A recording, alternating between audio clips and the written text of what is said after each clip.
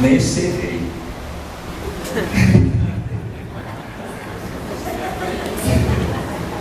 Mas o que eu quero dizer é o seguinte: ainda que a pessoa não tenha sido diretamente atingida pela violência, a pessoa é atingida psicologicamente. Você nunca foi assaltado, mas você tem medo de ser. A qualquer momento você pode ser assaltado. Então a violência atinge todo mundo. Todo mundo, ninguém tem tranquilidade, ninguém tem paz. E está aqui escrito lá, são 437 só de assassinato, mortes no Brasil, no mundo. 437 mil pessoas são assassinadas todo ano no mundo. E o Brasil, para esse fim, entra com um bolo de 56 mil mortes. Isto é, o Brasil é o 11º no mundo no ranking de assassinatos.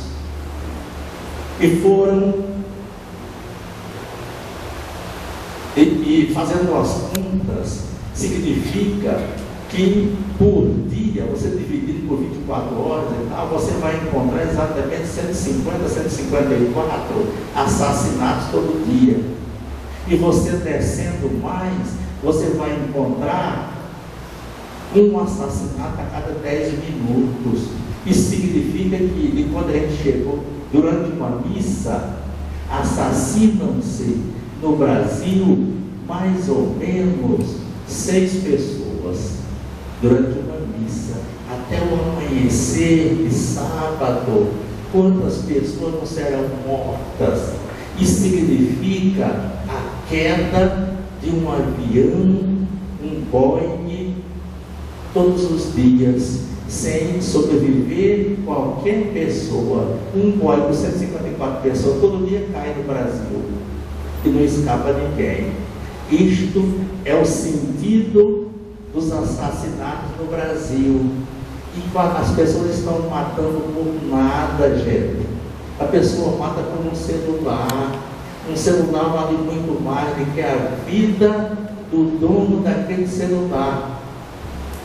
E no Brasil, eu já vi na televisão, diz lá um repórter dizendo, e todos nós sabemos, nem dizer, que no Brasil, em tempo de paz, morre matado mais gente do que em tempo de guerra em vários países.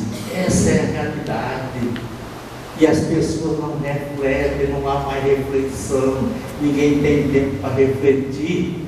E as pessoas encaram ao pé da letra que a vida é uma concorrência e que a gente tem que espezinhar os outros para poder vencer na vida. As pessoas encaram assim. E ninguém tem mais paciência. E está escrito na Bíblia, vocês sabem, em Eclesiastes, todos os rios correm para o mar e caem no mar. E aquelas águas se misturam. E ali vai a água limpa, e ali vai a água barrenta. Todavia o mar nunca se enche, ele permanece calmo. E uma gota d'água que cai no nosso coração causa uma fúria terrível. Tem que haver reflexão, tem que considerar o outro, as pessoas como pessoas e não como profissionais, estão praticando relação de troca, relação de câmbio. Eu só dou um abraço em alguém se primeiro ele vier me abraçar. E aí, como é que você vai considerar? O outro é um outro, mas eu em relação ao outro, eu também sou o outro. Nós temos que praticar em relação de dádiva, é relação de entrega, relação de troca no trabalho, no seu mercado. Eu vou lá comprar um quilo de arroz, tem que deixar o dinheiro. Aí é relação de troca. Mas como seres humanos, nós temos que praticar relação de afeto, relação de entrega, baseado no sentimento de solidariedade. É isso que tem que haver, porque senão essa violência vai crescer, e vai crescer muito, que são 8 mil, mais de 8 mil vítimas de assassinatos dentro do próprio lar. Ali está o matador e ali está a vítima, no Brasil. E são mais ou menos 4.000 menores que estão entre esses 56 defuntos que morreram assassinados. Isso significa o quê? Isso significa claramente que a família está desajustada, que a família está desmantelada. É gente demais morrendo dentro de casa. 56 mil, 8 mil é dentro da própria casa. Então isso é um recado claro e evidente de que a família está sendo desmantelada. Os menores estão sendo assassinados. Gente, e a família está sendo destroçada mesmo neste Brasil. Você tem um carro velho, e aquele carro velho só está dando despesa, não presta mais. Aí você pega e vende as peças com ferro velho. Estão fazendo com a família a mesma coisa, desmontando a família como se ela fosse algo que só presta com ferro velho. Quer dizer, a família é um detalhe. Eu quero água.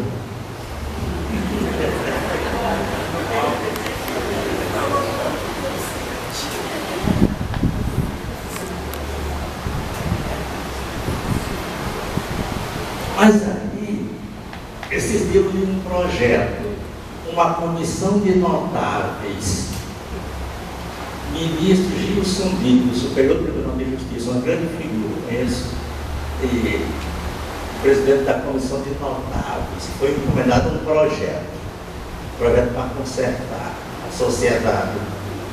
Aí encomendou-se o projeto, e tem um artigo nesse projeto que fala sobre o aborto, quer dizer, já existe aborto no Brasil há muito tempo, né? Para salvar a vida da mulher, correndo de estupro, etc. Aí foi acrescentado mais um lá, chama-se, eu chamei de aborto psicológico. E lá diz, com todas as letras, que não haverá crime de aborto. E olha o desmanche da família, e a família de quem o Brasil tanto exige, a família que o Brasil tanto explora, e o próprio Brasil vai desmontando essa família para se transformar num trapo, para se transformar num ferro velho. E se a mãe, até a 12ª semana da gravidez, não se sentir em condições psicológicas para assumir o papel de mãe, assumir a maternidade, ela, mediante um atestado médico de um psicólogo, preferencialmente amigo dela, ela vai procurar um amigo, de um psicólogo ou um psiquiatra, um atestado que diz que ela não tem condições psicológicas para assumir a maternidade, ela poderá abortar e não será crime. É o Estado, só um atestado só de um psicólogo. Se for aprovado isso, vai ser uma carnificina. É o Estado brasileiro ordenando, autorizando que a mãe mate o próprio filho. Então, qual é a sociedade que o Brasil quer? Está na Constituição Federal, está escrito que a família é a base da sociedade e tem que ter proteção especial do Estado. Quer dizer, é uma grande mentira. Que a família é a base da sociedade, é verdade, nós sabemos. Mas que a família não vem merecendo a proteção do Estado, isso é uma farsa.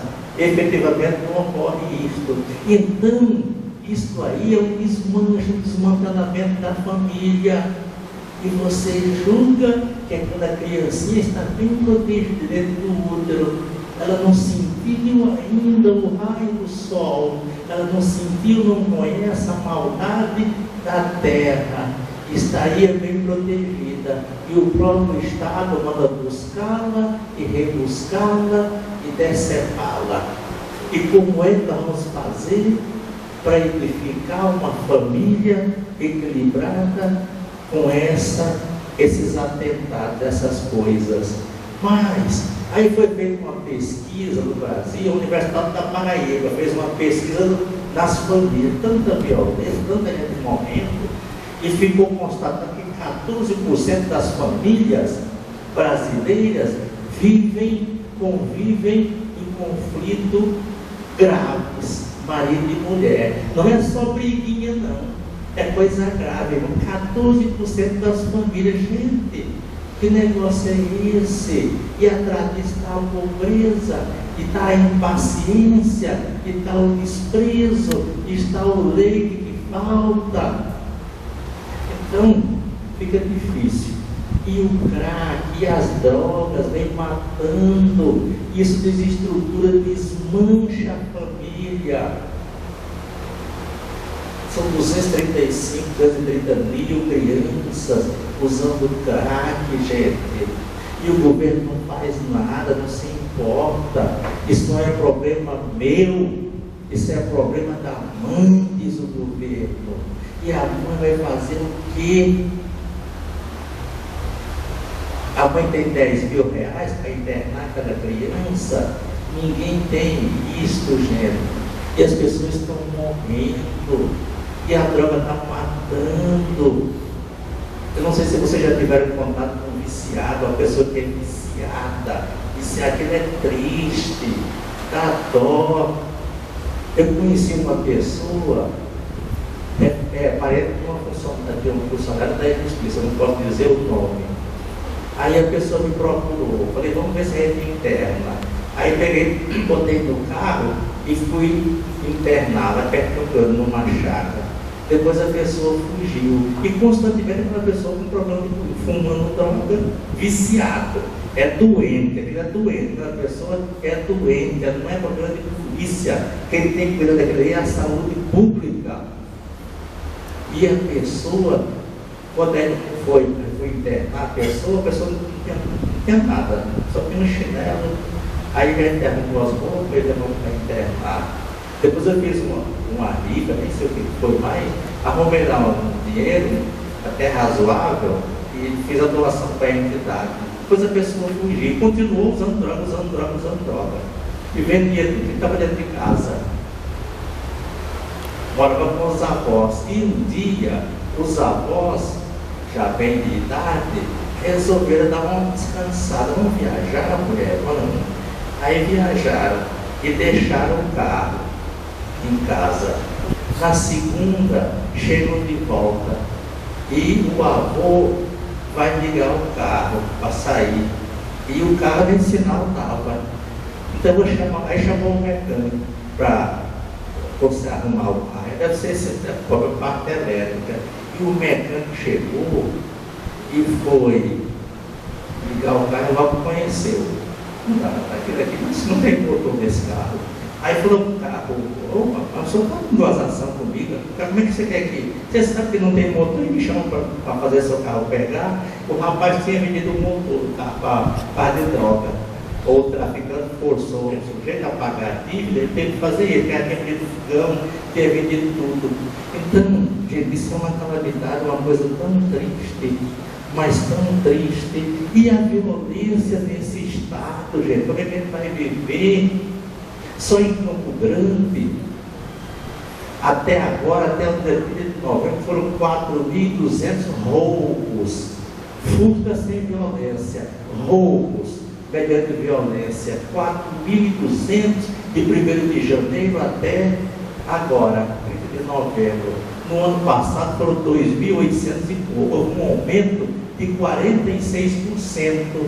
E a gente tem a impressão de que as autoridades, principalmente da área de segurança pública, que elas perderam a noção do tempo e perderam completamente a capacidade de gerir a segurança pública. É esta a impressão que nós temos. E falando em homicídios, este ano foram 503 assassinatos em Mato Grosso do Sul. 503 assassinatos em Mato Grosso do Sul este ano. No ano passado, 416. Então a coisa é sempre aumentando. Está se matando demais, gente. Aí vamos concluir. Pode passar outro. Esse slide até eu passei cedo ali na escola. A gente vai pular esse aqui. Isso aqui eu só queria mostrar para vocês que o Brasil gasta 10 bilhões de reais para sustentar presos. Isso daria para construir 1.665 escolas, 6 bilhões de reais cada escola, e cada escola com 2.000 metros quadrados. Quer dizer, se não se investe na educação, o Brasil gasta com sustento de preso por mês o que paga para um professor. É isso o que o Brasil faz. E quanto é que custa uma criança numa escola pública? R$ 135 por mês. Quanto é que custa um preso? R$ 1.500 para comer e dormir. Então o Brasil tem que mudar a sua postura, tem que investir na família, tem que investir na juventude, na criança.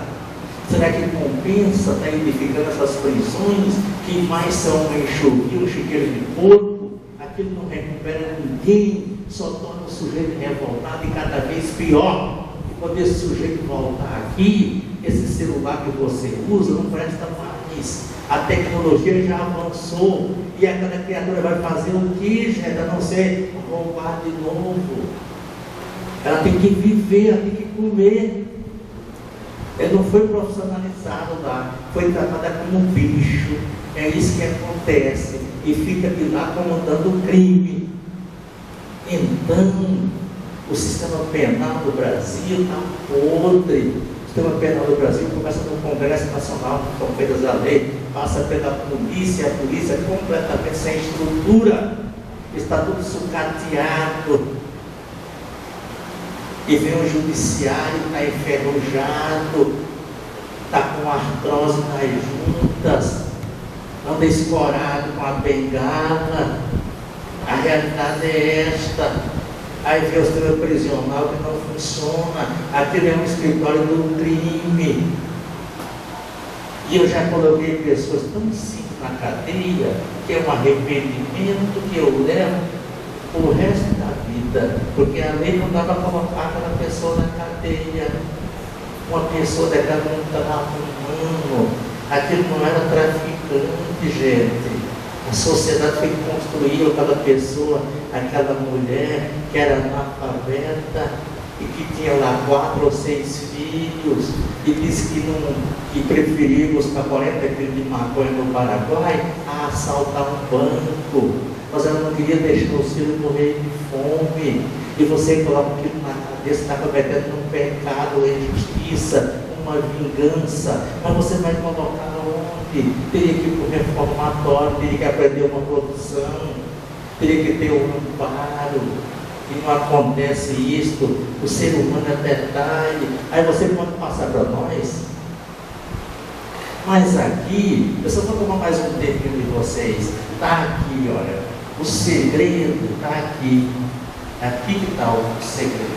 Aqui que está a base. Lá em Gênesis está escrito que o homem pronto deixará a casa do seu pai, a casa da sua mãe. Aí vem o momento, a fase da separação. E ele procurará uma mulher também pronta. E os dois irão se unir. Irão, aquelas 2 vidas, se transformar numa só vida. Serão uma só carne. Isto é, eles terão que viver em harmonia. Quando se fala em família, se fala em afeto, se fala em compreensão, se fala em renúncia. E aqui a gente comparece, eu fiz isso há 40 anos. A gente comparece, aqui é o pastor, ou o padre, digamos, são representantes de Deus. Ali não é uma pessoa comum, não sou eu, não é você que está ali. Ali está alguém que recebeu uma delegação de Deus para colher, não um compromisso, mas para colher o juramento de um casal. E aquele casal convida as testemunhas, são seus melhores amigos, pessoas consideradas, para testemunhar aquele ato. E ali a gente comparece E ali a gente não faz uma promessa, a gente faz um juramento. E Deus diz ali através do pastor, do padre, do líder religioso: eu vou colocar a minha lei na sua face, na face de cada um de vocês, e vou escrever, diz a Bíblia, vou escrever, vou fazer muito mais, vou escrever em letras garrafais a minha lei no coração de cada um de vocês, e vocês serão pais. E vocês serão responsáveis pela criação, pelo sustento, pela educação de vossos filhos. Não pela criação apenas dando leite, dando madeira, dando o arroz, a roupa, o feijão. Mas vocês, com base na minha lei, que eu escrevo neste momento, diz o representante de Deus, vocês terão que educar, criar os seus filhos de acordo com a fé. Vocês terão que criar seus filhos de acordo com os princípios religiosos, os princípios divinos. Então você recebe, a gente recebe ali essa incumbência, aquele compromisso, uma aliança firmada naquele momento. E a pessoa, muitas pessoas às vezes se esquecem daquele compromisso. Às vezes as pessoas não renunciam. E esse dia eu vi um padre dizendo na televisão que a gente não se casa para ser feliz, pensando na felicidade própria. A gente se casa para ver a mulher da gente feliz, e ela se casa para viver feliz. E essas duas felicidades vão se encontrar e vão se unir e vão se transformar numa só felicidade. Porque viver, se transformar numa só carne, significa viver em harmonia, significa viver num reino de compreensão.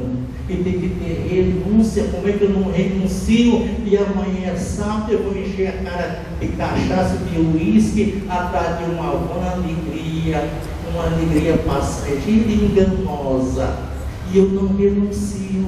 Aí eu tenho meu filhinho com 2 anos, se eu tivesse com 2 anos, mas tem um neto, e aquela criancinha está percebendo que eu estou bebendo, e bebo, e chega sábado, ao invés de abraçar aquela criancinha e de criar e educá-la de acordo com a fé, com aqueles princípios que estão escritos no meu coração, e na minha face eu vou procurar amigos, vou tomar cachaça, e aquela criancinha é novinha, mas a mente dela é como uma filmadora, é melhor que essa máquina que está na sua mão, é uma tecnologia avançadíssima, e vai registrando aquilo, e chega aos 14 anos de idade, chega bêbado em casa.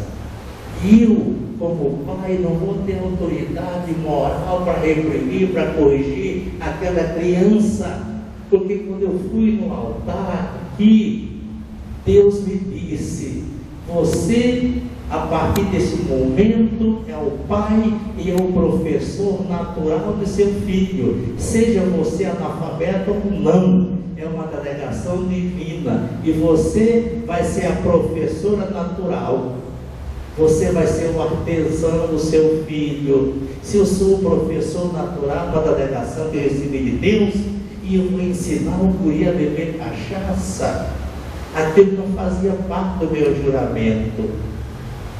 Então eu ensinei errado, e se eu for enfrentá-lo, vai haver até um conflito. E então, criar e educar começa de pequenininho. Você tem um netinho em casa, você tem um filhinho, uma criancinha, aquela criancinha está com o coração bem molinho. Eu não sei se você já viu, na livraria tem uma massinha inofensiva que leva para a escola para a criancinha fazer um bezerrinho lá em Icó, fazer a figura de lampião, lá em Exu, fazer a figura de um vaqueiro, aí faz um bezerrinho, faz uma coisa. Por que a gente faz aquilo? Porque o barril está mole, aquele barro é mole, você pode montar, fazer o que quiser. Você como pai, você é o artesão que a mãe também tem que pegar aquele coraçãozinho novinho, moldar, porque se você não moldar, as ruas vão moldar. Só que há uma diferença. Você moldaria aqui de acordo com os princípios bíblicos, de acordo com a fé, de acordo com aquela lei que Deus colocou no seu coração. As ruas moldam sem princípios. Aí a pessoa, depois eu vou querer moldar, não vou dar mais conta, porque aquele coração está duro. Se eu pegar e mexer, pode até quebrar, mas deixar como eu quero é tarde. Aí não tem mais jeito. E aquela criancinha novinha, não tem nenhuma mancha na sua alma. Aquela criancinha novinha, ela tem a alma branquinha como aquele vestido de noiva, bem branquinha a alma dela, não tem nenhum risco. A vida ainda não riscou aquela alma. Então vamos aproveitar e vamos escrever naquela alminha. Deus, pega um carimbo escrito com a palavra Deus e carimba naquela alminha. E porque se você colocar Deus no coração daquela criança, enche o coração daquela criança com Deus, aí o mal não vai encontrar lugar. A realidade é esta, que a gente não vê os pais conduzindo os filhos para a igreja, dia de sábado, ou dia de domingo, ou à noite mesmo, não se vê isto. E a espiritualidade, como é que eu quero viver feliz sem espiritualidade? Como é que eu quero imprimir no coração do meu filho a virtude do perdão, a virtude do arrependimento? Como é que eu vou fazer isto? É na igreja que a gente vai ouvir e ver com toda sinceridade, sem mentira, com toda lealdade, o verdadeiro sentido moral, sentido ético da vida. O que nós estamos fazendo aqui na terra? Nós estamos cumprindo aqui na terra, executando um projeto divino. Então a família é um ponto de partida, aqui está a base. A criança sai do ventre da mãe, é como uma água cristalina que sai de uma nascente no sopé de uma montanha, e aquela água cristalina, ela vai correndo e vai se misturando a outras águas, até aquela água cristalina atingir a maioridade. E ela só vai atingir a maioridade quando ela cair no mar. Ela tem que ter proteção durante aquele rio. A natureza tem que ser protegida de um lado e de outro, porque senão aquela água, ela vai se transformar numa água barrenta que não prestará para nada. Assim é a família, assim é o filho. Os pais têm que conduzir os filhos até que ele complete a maioridade, e tem que conduzir com cuidado, porque senão ele pode se transformar numa água barrenta, e aquilo que era alegria poderá, mediante um descuido dos pais, se transformar numa tristeza, numa dor, numa amargura, por todos os dias da vida daqueles pais que não cumpriram aquele juramento e que passaram a viver na falsidade. Não é uma falsidade comum para uma pessoa comum, mas é uma falsidade perante Deus. Então a família, é importante, se estruturarmos a família, o Brasil vai estar livre dessa coisa toda. E eu sempre falo numa casa e comparo a casa com uma família. Se a casa cai a pintura com o tempo, aí você contrata um pintor, compra tinta e vai e corrige aquilo ali. E a família, ela pode se desgastar também. Uma vez, quando eu era juiz do Estado, juiz de família, eu fui tentar conciliar um cara